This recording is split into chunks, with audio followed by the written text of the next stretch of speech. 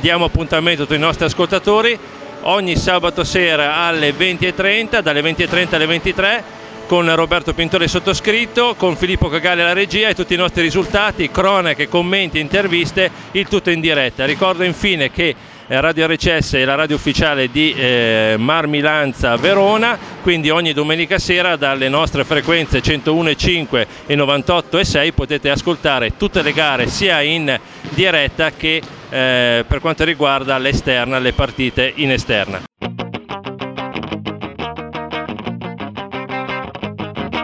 I'm watching a movie, but I can't concentrate. So I turn off the TV, cause it's getting late. I put myself to bed and fall fast asleep. Le locali dell'Isuzu Cerea, in maglia bianca e pantaloncini neri, schierano Paola Martin, alzatrice, Eva Borin opposto, il capitano Roberta Zampieri e Marica Kemmel schiacciatrici, Laura Zambetti e Camilla Damoli centrali, Irene Michelini libero. Il primo allenatore è Simone Pollini, il secondo Luca Strain. Le ospiti dell'Atomat Volley Udine in maglia azzurra, allenate da Manuel Mannucci e Fabio Sandri, giocano con l'alzatrice Giulia Della Rosa, l'opposto Federica Russo, il capitano Giulia Giabardo e Valentina Cozzo schiacciatrici, Francesca Cecconi e Silvia Zandonà centrali, Ilenia Marin libero. Inizio match equilibrato con cambi palla regolari su attacchi portati prevalentemente dalle bande. Udine conquista il primo break guadagnando un margine di 3-4 punti mantenuto fin sul 13-10. Cerea si affida alle spaventose bordate della forte Zampieri in gran forma, recuperando sul 13 pari. La seconda metà del primo set vede calare leggermente le friulane in ricezione, commettere un paio di infrazioni che agevolano la fuga delle veronesi sul 20-17.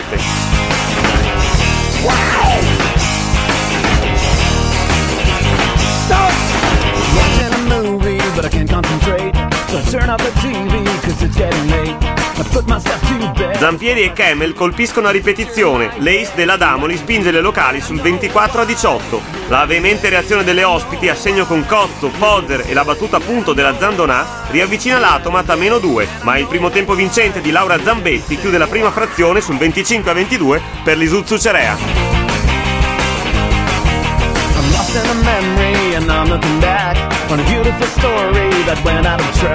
Per l'Atomat Udine Letizia Pozzer è confermata nel ruolo di opposto in sostituzione di Federica Russo. Le ceretane ripartono bene tenendo il ritmo delle ospiti fino al 7 pari, quando Udine impone la solidità del proprio muro e la buona organizzazione difensiva.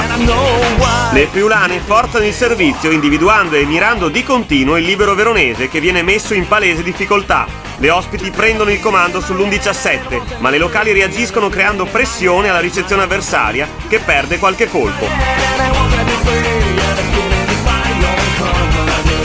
Coach Pollini fa entrare l'opposto Alessia Mazzi per Eva Borin. I muri vincenti di Adamoli e Zampieri ristabiliscono la parità sul 13-13, ma le udinesi forzano la battuta, murano gli attacchi ceretani, riprendendo il controllo del gioco.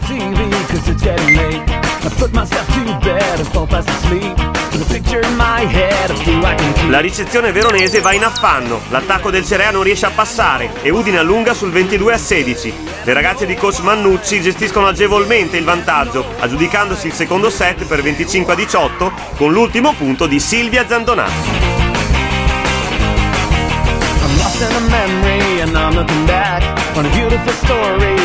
Il Cerea riparte con la centrale Stefania Scarpariolo per Camilla Adamoli. Il rapporto di forza tra i due sestetti si sposta dalla parte delle udinesi, che anche in avvio della terza frazione trovano le contromisure agli attacchi ceretani, bloccando a muro Zampieri e compagne. Molto buona la prova delle centrali friulane Cecconi e Zandonà. La forte Zampieri sostiene gran parte del peso dell'attacco ceretano, ma ciò non basta per tenere il passo dell'Atomat, che mura, difende e contrattacca con maggiore efficacia. Potendo contare sulla buona regia di Giulia Della Rosa e sulle bande Cozzo e Giabardo, le udinesi staccano progressivamente il Cerea, raggiungendo la seconda pausa tecnica in vantaggio di 7 punti. Simone Pollini cambia alzatrice, inserendo la veterana Germana Zilli per la Martin. Non cambia tuttavia il trend della partita, con l'Atomat Udine sempre saldamente al comando. Il mani fuori vincente di Letizia Pozzer fissa sul 25-17 il finale del terzo parziale. Le ragazze di casa provano a rientrare nel match. Accanto alla bravissima Zampieri, un valido contributo è dato dalla centrale Laura Zambetti, che insieme a Marica Kemmel costituisce il principale elemento di rinforzo del mercato estivo ceretano. Eva Borin, rientrata nel finale del terzo set per la Mazzi, va a segno da posto 4, ma le friulane rispondono colpo su colpo, conquistando 3-4 punti di vantaggio. Le centrali Cecconi e Zandonà sono sempre presenti nel gioco ed estremamente efficaci, ben servite dalla valida palleggiatrice Della Rosa. Per le udinesi evidenziamo la prova di Giulia Giabardo e soprattutto l'ottima prestazione della banda Valentina Cozzo, lucida, efficace e regolare sia in difesa che in attacco. Spinto dalle splendide fast della Zambetti, il Cerea si avvicina sul 18-19 per Udine, che tuttavia replica col bel primo tempo della Cecconi e col contrattacco punto della Cozzo, riallungando sul 23-18, conquistando quindi per 25-19 partita incontro col secondo tocco vincente di Giulia Della Rosa.